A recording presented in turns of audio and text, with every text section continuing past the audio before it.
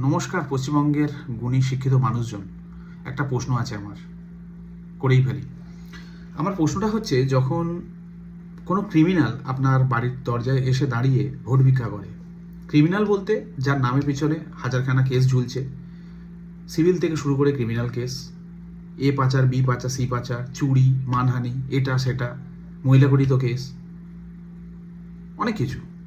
তারপরে যাদের কোনো আইডিওলজি নেই, পরশু দিন দেখেছেন ওই দলের ঝান্ডা নিয়ে ঘুরছে, আজকে এই দলে চলে এসছে সুবিধার জন্য।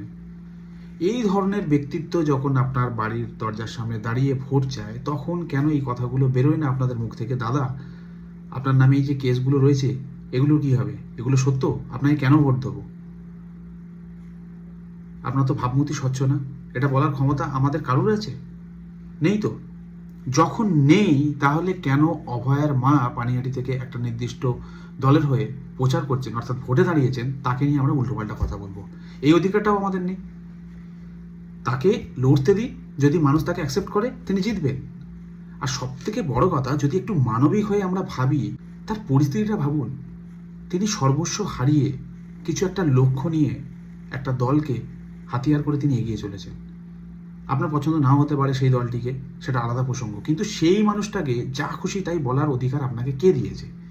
যখন আপনি ক্রিমিনালদের এগেনস্টে কথা বলতে পারবেন না, সিস্টেমের এগেনস্টে কথা বলতে পারবেন না, করাপশনের এগেনস্টে কথা বলতে পারবেন না, তাহলে এরকম একজন স্বচ্ছ মানুষ, যার কোনো ক্রিমিনাল কেস নেই, কোনো বাজে ট্র্যাক রেকর্ড নেই, সর্বস্ব হারিয়ে ন্যায় বিচার বা কিছু সিস্টেমের পরিবর্তন করার জন্য ভোটে দাঁড়িয়েছে, তাকে নিয়ে কথা বলে যাচ্ছেন কেন?